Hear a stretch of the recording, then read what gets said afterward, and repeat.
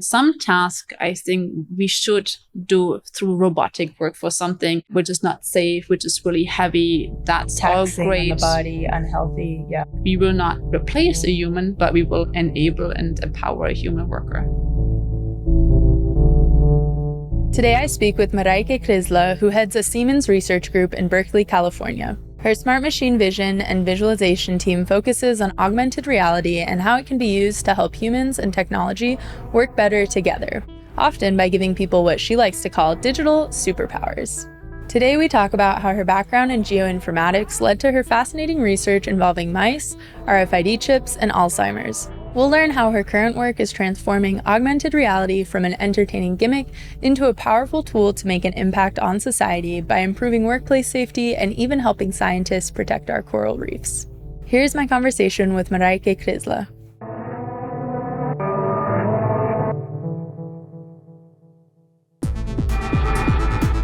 We live in a time where design and technology touch every aspect of our lives. But where did it all come from? Who designed it?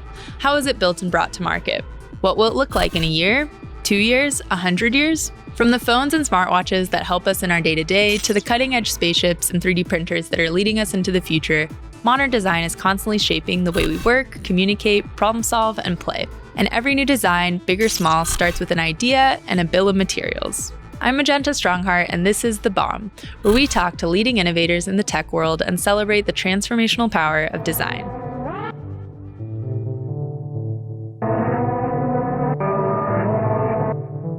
Welcome to The Bomb. I'm so happy to have you here today, and it was great to first get introduced to your lab a couple days ago and visit your space in Berkeley. I think it'd be helpful probably for our listeners to just kind of start with your current role and what you're doing at your lab. Thank you for having me. I'm a research group head for Siemens Technology. We are located in Berkeley. My team is split between the coasts, and we do research for smart machine vision and visualization. That, I imagine, covers a lot of ground, especially these days. There's so much going on, so much technology evolving very quickly in those spaces. So I'm really excited to dig into that further in this conversation. I got to see a few projects when I was there. But I think that it might be helpful to get a little bit of a grounding of how long you've been in this space, how long you've been with Siemens Technology, before we kind of rewind and learn more about how you got there. So you've been there over 10 years, I believe, right?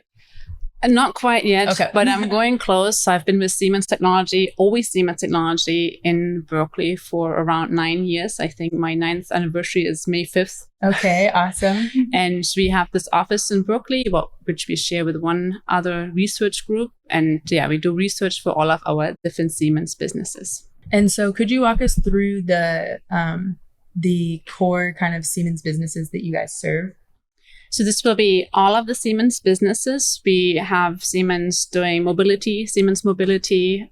We have the health and use, which are now a little bit separate. We have Siemens Digital Industries, Siemens Digital Factories. So everything from factory automation, healthcare, mobility, and Siemens infrastructure. We serve or support all of the different business units with their needs. And you mentioned when I first met you that there's several other research groups that you guys are connected with, right, that are serving different departments as well. Can you remind me how many other groups there are and kind of some of the other locations you guys are spread across? Yeah, so our main hub is in Princeton in New Jersey, and we also are function internationally. So the US, it's Princeton, Berkeley, and Charlotte, and then we are mainly located in Germany, in India, and China, and have a network of over 2,000 people in this technology world serving our business units. Wow. And how often do you communicate with all those different groups? Would you say you guys are pretty siloed or you're in constant communication? We're in constant communication exchange. Some projects we do together, project proposals together. So mainly Siemens Technology is divided into the company core technologies. This is focused investments by the full company in different research activities, if you will. And my group is part of the Siemens Digital Twin and Simulations core technology, but we also have groups for robotics, cybersecurity, and many, many more. There's an awesome link on our website, I believe. We can put it in the show notes and people can learn more there. Absolutely. And I think our audience is if they didn't already know, they're definitely warming up to understanding digital twin better, because recently we've done several interviews, of course, just at Siemens Realize Live in Las Vegas. And even before that, we were talking with Zvi Foer and Brenda Disher, where we got a nice introduction to a lot of the digital twin kind of technology that's being developed and obviously already out there serving the industry. So excited to dive into that more. And before we get into the specific projects and technology, let's go back a little bit. I'd love to learn about your previous kind of education. What got you involved in this space? I did a little bit of research and, learned that you were working on kind of geoinformation and research in that space. And in some of the interviews, I stalked a little bit of your past interviews. I really liked that you talked about kind of finding that balance between having an impact, but also still getting to do the research and be supported in an R&D kind of space, right? So I'd love to hear how you started and how you got to kind of this role now. Happy to. I will try to keep it short. Formal education in geoinformatics, geosciences back in Germany. And I did my PhD in that field, and we have something diploma, which is like a master's. And it was an interdisciplinary study. So we learned a lot about how to integrate between the computer scientists and the geoscientists. And back in the day, GPS, geoinformation, wayfinding, travel and sales problems were all things we looked into. It was really focused on the computer science. So I learned how to program. And what really changed my view of not the world, but what I want to do was one of the projects I worked on as a student, tracking mice in a cage, real mice, and to help the scientists in the biology department to understand when and where the mice move, to have then this plugged into their research for Alzheimer's. So to really make information available, make it accessible, translate data into information. That was a really interesting project for me. And from there, I found my first job in a company that does augmented reality. So superimpose information, digital videos or little animations into the field of view. So you have kind of Superman, Superwoman power as the user. And from there, this was really startup-y, product-based, project-based. There was a lot of programming, and the research aspect got lost in that field for me. And then through chance, I had the opportunity to start at Siemens in Berkeley for technology, and to go back a little bit to the research side of things, have a little bit more time to find the best solution to develop something that has more impact than a little application that runs on your mobile phone. And now I'm so fortunate to have my own research group, so I can expand from what I could bring to the table, the AR, now also with semantic and information domain knowledge, and then the machine vision piece. Yeah, that's so awesome to now be running your own space around these concepts. And I have a few questions going back to some of those projects you mentioned, because they sound really interesting. So with the mice tracking, you said essentially it was contributing to research around Alzheimer's. Could you tell us a little bit more about how that was connected, and what were some of the, what was the hypothesis for the project? Yes. I have to dig a little bit in memory, but the main idea was to put mice in a bigger space. And we designed a space in a way that we could understand when and where they move. And the hypothesis was, the more you move, the more enrichment you have as a mouse, the fewer are your symptoms in Alzheimer's. So you, like Alzheimer's, the mice didn't really have that disease, but a genetic disposure for that. And we could then prove or see how much the mouse would move, where the mouse would go, what the mouse would do. They had RFID transponders and antennas. We designed this in that cage, and we could really then see where they go based on the RFID tags, and help the researchers to really understand how long were they drinking, how long were they on the level where there were more toys and things like. Yeah, interesting. We had a project a while back, a resident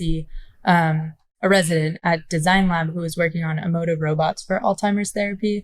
And the idea was creating essentially like a robotic pet that by feeding the pet, which would be like charging or something like that, by having this routine with the pet, the patient with Alzheimer's would be reminded to do some of these things for themselves. But I think also speaks to a little bit about what you're saying about having a routine, having basically needing to move around and do these different tasks can be beneficial in, I think, decreasing or slowing down some of the symptoms, as you mentioned. Exactly. Before you get to a space where you've unfortunately forgotten most of the things too far that you gone. want to do. Yeah.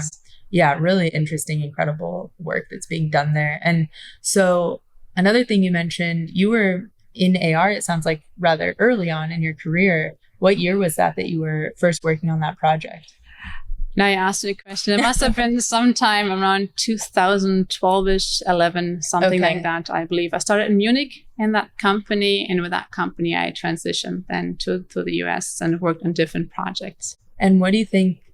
I know we'll get into this in more detail, but if you could distill, one thing that's been most surprising, you've seen how the technology's evolved and progressed in that time since you first started working on AR to now what you're doing in that space? This is a great question because when I started AR, it was a gimmick. Mm-hmm. It was something on top of a TV magazine where you had a schedule and you could watch little trailers of the movie or little Mickey Mouse would wait for so it was really entertainment, gimmick, marketing. Mm-hmm. I mean, we had one cute project where we had a reminder, or it was a reward. The AR was a reward for kids when they learned how to do potty for Kimberly Clark. Something.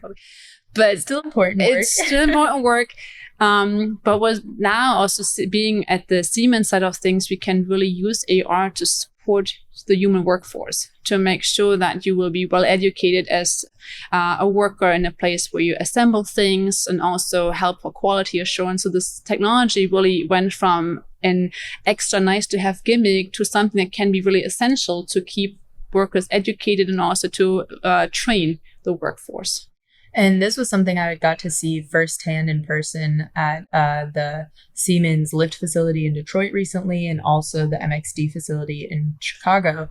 So I'd love for you to walk the audience through, since most of them are going to be listening. So we have to help them visualize what does that really look like for the workforce. So you can walk through one example maybe in detail, but I don't want to give it away. So I'll let you take it away. But kind of how is that set up, and what is the employees' kind of experience getting to use this AR overlay? And there are many different flavors, but one of my favorite projects that we did is the idea also that you have workforce being in the workplace, let's say for 30 years. And at some point, this person is going to retire, it's going to get sick, but all the knowledge is in the head of this person. It's almost you drive stick shift and then you are supposed to explain it to somebody else in your own words. It's really hard sometimes to translate emotion into a sentence or words. So we had a first project to try out how we can use AR in that world, that we just watch someone through a camera system. We train the underlying vision system to understand, what do you touch? What do you grab? I assemble something and then the system can detect the things you touch with a light. How are we built up? And then put this information, blue on top of red, on top of green, into an underlying domain knowledge model. This is on top of this, on top of that. We could save that, and you can do it with any type of camera, but we use the HoloLens, one of our favorite devices, because it's hands-free. You wear it on your head, and you can use your hands for your normal task. And then in the second setup, once you have this knowledge recorded, you give it to a novice worker or anybody else you want to train, and you can see these instructions. You have like an IKEA or Lego instructions in 3D right in front of you. You can almost touch the instructions and you just follow those. And again, a vision algorithm can capture this, play it back to make sure that you have done the right part, and really walk you through all these assembly steps. Really mind-blowing stuff. When I saw it in person, it was pretty exciting. I mean, it's like almost a video game overlay over your hands that are right in front of you. And it is trippy. I still, even though I've gotten, more and more experiences to use AR and HoloLens and different technologies, it's still so crazy to see it happen right in front of you. Like, you're just looking through the glass and still seeing your physical environment and the things that are on the table and whatnot. So I'm curious with that. Well, I think something that's really awesome about what you described as far as training the model by just having someone do the task, the expert or the pro that's been doing it forever, do it how they've always done it. And there's not this additional layer of needing to, which I think is probably a barrier to entry when some businesses think about adopting this kind of technology, you don't need to make a 3D model of this and then animate the 3D model to do it. And then that's what's going to be programming the instructions in the future. It's literally like you put on the goggles and you go into, I imagine, you go into the setting where you're training it and you're setting the standard essentially. And sometimes the most easy solution is the best. As I mentioned, we don't need fancy 3D models and shaders and textures and lights. If I just want to show you what to grab, it can sometimes be just as easy as an arrow in the description in the text. Grab the microphone, and this will be really simple. And this also takes off the extra cognitive load to now translate what do I see versus what do I do now. I just point with an arrow on the object to grab it, and that makes it quite easy for people to follow instructions. Exactly. And it actually reminds me of another project we were involved in, the Hackaday Prize winner for, I'm totally forgetting which year it was. They're all a blur now, but I believe it was 2018, was the Dexter robotic arm. And what was something that was, I think, a big kind of added value that, they really promoted how they differentiated from some of the other arms that were on the market at the time. And they were really kind of targeting when it came to, they did a lot of education, but when it came to kind of business applications, they were targeting smaller to medium-sized businesses that couldn't afford, a $10,000 robotic arm, but might be able to expedite a few processes with a smaller arm that was easy to program. And the way that they made it, quote, I'm doing air quotes for this, but the way they made it, quote unquote, easy to program is they had this follow me mode, which was great, where they could, physically, you put it in the follow me mode, the robot arm, and then you can move it around, just whatever speed is comfortable for you with your hand. You move around, the head with whatever fixture it had, if it's a grabber or whatever. Move it, pick up the thing, move it to the next area, drop the thing, whatever the step might be. And then in that way, it was a lot more approachable for folks that might have a business where they're not even involved in technology or programming. They don't want the overhead or the work to, take that on. And it could be a lot more, approachable and not intimidating. And of course, they also had a great support network where if something went wrong, they could help, which is important. But that whole being able to program these technologies in without an intuitive programming way, yes. Exactly, without programming, in an intuitive way where you're really getting to just use what you know, is really powerful. Absolutely agree. And especially when we see we wanted this level of entry, keep it low. We want to make this accessible for as many people in the workforce.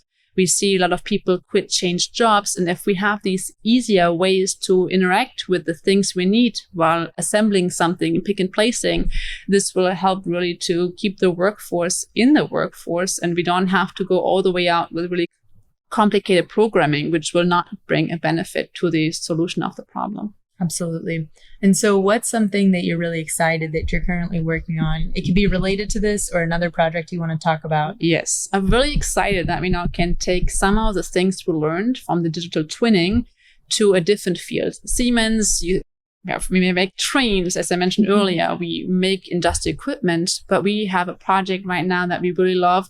We build a digital twin for a coral reef. So we are able now to take a lot of our learnings and bring this to the world of sustainability. And this really changes also for us the gears before, as I mentioned in the very beginning, interdisciplinary work, science, geoscience, now little bit back in that world. We work with the WUHI, the Woodsole Oceanographic Institution, and it's really great to do something that might have a bigger impact for our planet. And we are really excited to build this digital reef, the twin of a coral reef. And you can already see some videos. We have a website. We'll also have to link link that. We'll have a catalog of links on this episode, definitely. But this is really exciting to see how we can transition now in a completely different domain, still using technology that we have researched in a really industrial focus. Absolutely. And what's been the most kind of fun part of that project? Like, I remember you were talking to me a little bit in our previous conversation about some of the communication, process, understanding, being able to kind of speak the same language, which was a challenge at first. And you guys kind of got through that. But working with new collaborators, I'm sure is always fun and interesting and new, adds a little spice to the experience. It adds a lot of learning, but it was really great for us then to see once we could break through to really understand there is a vision of someone who has touch the corals that are dying rapidly, and there's us in front of a computer typing code, and then really bring this to life. And the first time we could show visuals to our collaborators and see what we could do out of data, that was a really great moment to translate data into information and seeing it click for them finally. I just had a conversation with Jay yesterday, actually, who used to work, who works at a number of fabrication facilities, mostly supporting innovative technology. They just were advising on a space in Detroit that's being funded by Ford and New Lab. And so similar to kind of Design Lab, a lot of different stakeholders and whatnot. And we were just talking about kind of our passion for hands-on building and the satisfaction of bringing something from concept to reality and how empowering that can be. So I feel like it's similar when you're working with collaborators who are maybe not used to that. They're focused more on their experience with the environment, on their, I'm not totally sure. It was a nonprofit, right? And they're working on, I imagine, kind of environmental conservation and those sort of things. Being able to have that kind of aha moment where it clicks into place and they see what went from your kind of napkin sketch, right, to a realized project. And what you mentioned, I think that's where the crux is, because we cannot show the parts, because our parts is code, bits and bytes. At least you're not showing the wooden mock-up or anything like that. So we had some drawings and some mock-ups, but it's all static and it looks in a certain way and you can't really touch it. It's all digital. But once you have something and it moves a little bit, there's an animation and you see the different colors and that comes to life. That's exactly the aha moment. And then also you see, okay, they told me I wouldn't see anything the first X months because they just sit there and have to code it and then it will be ready. Yeah, that kind of delayed satisfaction, right? But it's worth it. And the anticipation will it really work? Exactly. And so what's the kind of next phase of that project? What happens now that the coral reef digital twin exists? We're still in the middle of making it. So we just finished almost the first module and there will be a few more to come. So there will be different simulations added on. So first was just to make the frame, if you will, and to have the different types of information, temperature, and the benthic information. So what actually grows and is on the coral reef, all this visible. And it's an ongoing project. And I think we have at least another year to make it a fully fleshed digital reef to try out and work with. So once the coral reef, it's public, people can access it online. And is the idea really for community engagement, for people to be able to understand and explore, even if they can't go there in person, and then be able to contribute to kind of the conservation efforts? It's many-fold. So the main focus is to build this for scientists and then to help scientists as a knowledge tool, the decision-making tool. So this is the first group of users where you have really heavy computations in the back end, and then you can see different plots and see different maps and then see what will happen if and what did happen when. That's the focus number one. But in the end, the big goal and dream is to have, similar to what you said, being more on the educational space, show people what happens around our world, because we can't all go to Palmyra as the atoll that we're working on right now. So it will be more tangible and we can see that there is an impact and there is a correlation between what we do here and how it impacts the environment, also how it will come back to us, because the whole global ecosystem is really well connected. And I think a lot of us feel it already with drought here in California, wildfires. Now we had this in New York as well. So we really have to watch out for our planet. Definitely. We'll have to see if there's a way we can do some sort of workshop around it at Design Lab in the future, because I think it'd be really interesting. Obviously, when I ask you the question, my mind goes to like community engagement. Yes. How are we going to get people learning about it? But obviously, I understand the scientific, advantages are really the priority. But it'll be great once it's more widely available. We can see different ways we might be able to interact with it in the future. Awesome. And so we'll rewind a little bit and go back to the kind of workforce development tools that you guys are training and working on. I think I was talking to you about how many, because I think there's a dream of kind of these factory spaces incorporating this at every level, right? Like being able to have the tool as holistically as possible, supporting their goals of whatever it is, of what they're building, of their team supporting it. But obviously there's an adoption rate we can't really ignore. There's some thresholds of, that people have to get past. And I think also companies, depending on their budget and all these other factors, may not be able to do it all at once, right? But do you have some customers so far or clients who are integrating it at like the fantasy level, like where it's really shown to its fullest? I'd say it's still in its infancy. And what I describe what we do is mostly still in our labs, and we just start talking to our different businesses, and we talk to warehouses, we talk to assembly facilities. We should always think about safety, especially if we work with heavy equipment. And adoption rate is really slow. I think what some of our clients and also other customers are more into is smaller solutions, more short-term solutions. Maybe and modules, they can kind of fit into what they're already doing. And have a service engineer, and that needs a little bit short-term help. But what we want to build is really the whole package of the domain knowledge of the human in the loop, and then also to have this feedback loop about what we assembled. So it will be a process, and also, workforce has a lot of different ages and age classes, and also not only our physical age, but also how long have we been doing tasks. So we have to be really adaptive to the needs. A lot of people still work with pencil and paper, and this will be a slower process to integrate, to give someone like a super fancy cat-looking device, and now this is filming me and what I do. So it's a slow process to bring this to the workforce. Definitely. All of the kind of, I think, typical responses around new technology in general, right? That so many of us face in the industry. Absolutely. Just one point I want to make is that with this technology, we don't want to displace human workforce. We want to enable it. We want to empower it. And also, some tasks I think we should do through robotic work for something which is not safe, which is really heavy. That's taxing all great. On the body, unhealthy. Yeah. That's all great. But there are a lot of tasks we will keep the human workforce, and we will have this technology for you to empower you, to enable you, to put the human in the loop.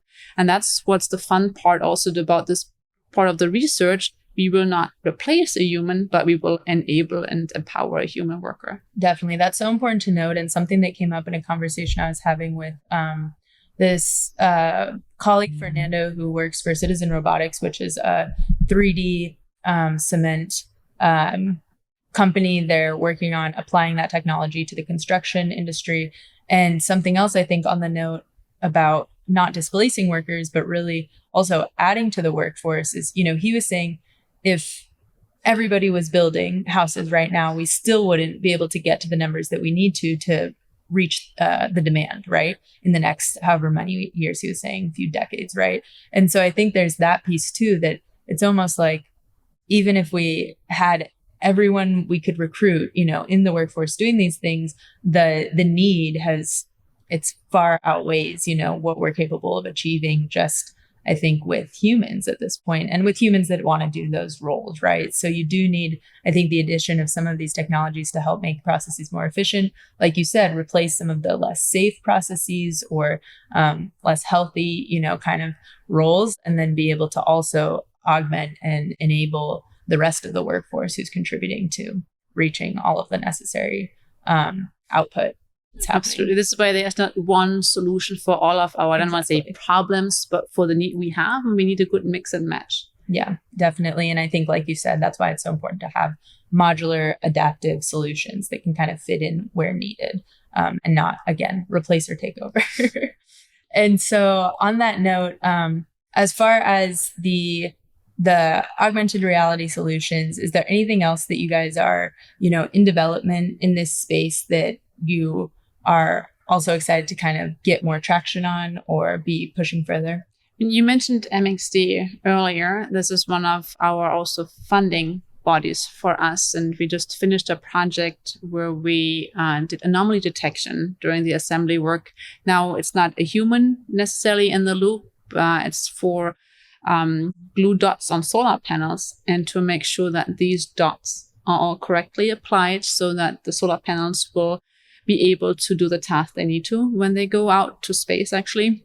And that was a really great starting point to look more into anomaly detection in a more automated way. And that's another branch. And in the end, they will all be able to relate, modularizing, as you mentioned. When do we need to detect anomalies? When do we need to support a worker, but this is something that we do a lot as well.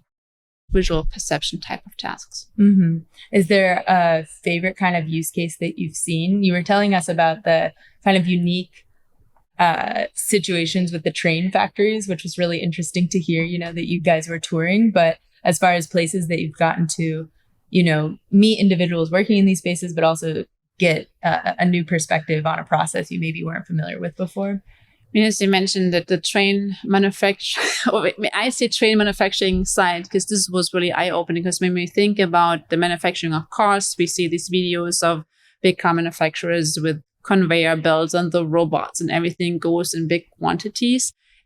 Almost everything on these shop floors is automated. But then you see the opposite side where you have these huge pieces of equipment that you have to bring. So we see there's a huge range, even if you manufacture something that is very, very technical and very thought out, that sometimes you need a lot of manual labor. And that this was interesting for me to see that we have super high-tech facilities, also Siemens' own facilities when you build electronics, versus something that is a little bit more rough and tumble, I'd say. Yeah. Is there a project that you can't wait to get your hands on in the next 5 or 10 years? Would be your dream project to work on that you see maybe coming down the pipeline? Or maybe you don't even see it on the horizon, but you're I want to get Siemens technology to take it on. It's out there. This is more I think the coral reef one is already something to really branch out, but everything where we can put technology to good use. And I'm thinking about safety applications where we have a mixture of the AR and machine vision technologies to keep workers safe, that we alert someone before something happens. Mm-hmm. So a little bit of this preventive and prediction. And it's if you go there, make sure you wear your gloves. If you go over there, Fred fell down the train last week. So you really can make sure people are going to be safe while they will do their work. And that would be really something to bring all these technologies together for a greater good. Absolutely. And with your lab, you guys work with a number of students, right? They come through the space as interns, I would imagine, and supporting the research that's being done. With that, what do you think will be changing as far as how students can prepare for opportunities in a lab like this in the future? If people are interested in getting involved in this space, maybe younger listeners who want to prepare to be in, this kind of innovative research around new technologies, growing technologies, what's kind of the pathway you see or any recommendations you would give for them? Times definitely have changed, and we see technology much more ubiquitous around us. Even though we think everything is at our fingertips, someone has to make it. So I think if you want to be in a space like this for technology, computer science, these skills will be the key. You have to know how to program, otherwise you can't do it. There are different roles along the line. You don't necessarily have to be a programmer, but you have to understand what it takes to get from A to B, which is mostly programming in that space. And ideas, sometimes they come overnight, but sometimes ideas take a while to ripe. They come by chance. Just be open-minded and try to experience as many things as you can, so you will be able to conceive these ideas and then also communicate the ideas. I think communication will be a key to really, this is what I want to say, what the person understood, to really make sure you can be on the same level.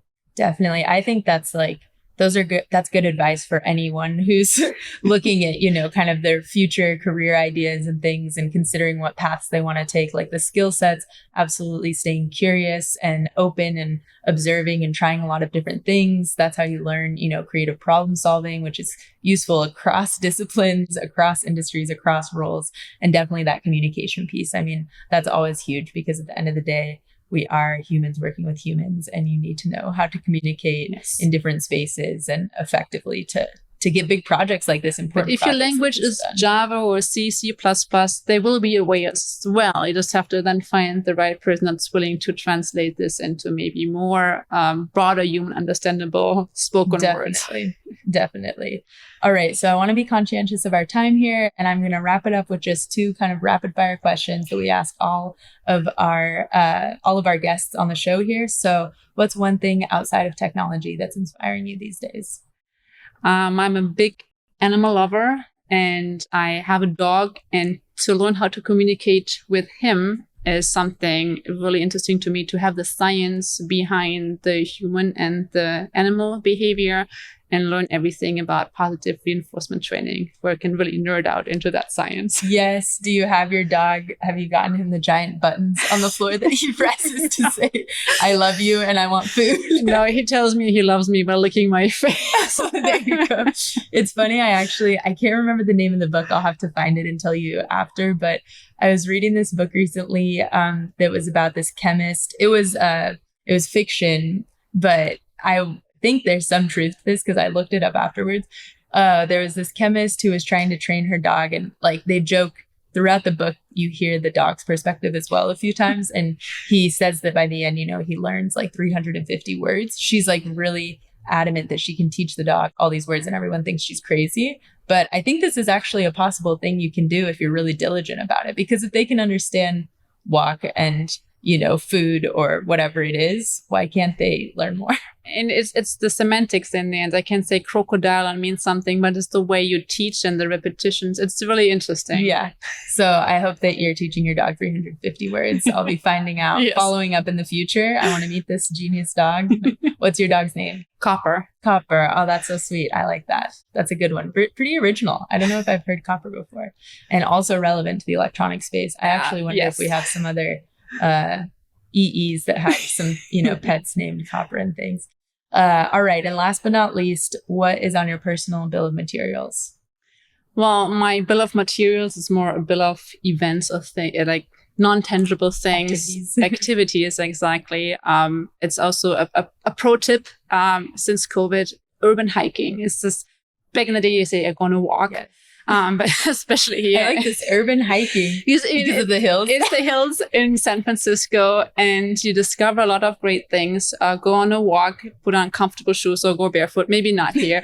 And you will discover a lot of interesting things, people, pets, animals, coyotes, skunks, and it will open your mind and really look for the small things. You will see little plants just growing in the crack of a little planter, and that's really urban walking, urban hiking, and then go to the beach. Another thing, if you want to relax and just see what nature does when the waves come in and a windy and gray day, it's also always great. And just kindness, that we are kind to one another and our pets and our co-workers. I think that will really be something that makes me thrive, and I would like to share. That's beautiful. I think those are super important and relatable to a lot of folks. Outdoor time and kindness, the key ingredients to a good life. So thank you so much. And I think we'll definitely follow up this conversation in the future. I'm going to find out about how we can incorporate the digital coral reef at Design Lab for some upcoming festivities. And thank you for the time today. Awesome. Thank you very much.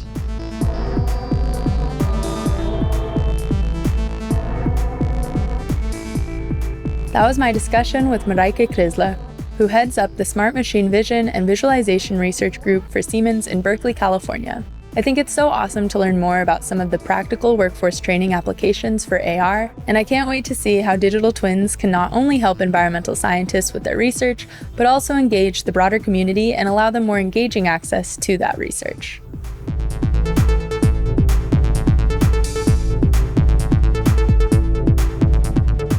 If you like The Bomb, don't forget to subscribe, rate, and share the show wherever you get your podcasts. You can follow Supplyframe and Hackaday on Instagram, Twitter, LinkedIn, YouTube, and Design Lab at Supplyframe Design Lab on Instagram and Twitter. The Bomb is a Supplyframe podcast produced by me, Magenta Strongheart, and Ryan Tillotson, written by Maggie Bowles and edited by Daniel Ferreira. Theme music is by Anna Hogbin, show art by Thomas Schneider, special thanks to Giovanni Salinas, Bruce Dominguez, Thomas Woodward, Jin Kumar, Jordan Clark, the entire Supplyframe team, and you, our wonderful listeners. I'm your host, Magenta Strongheart. See you next week.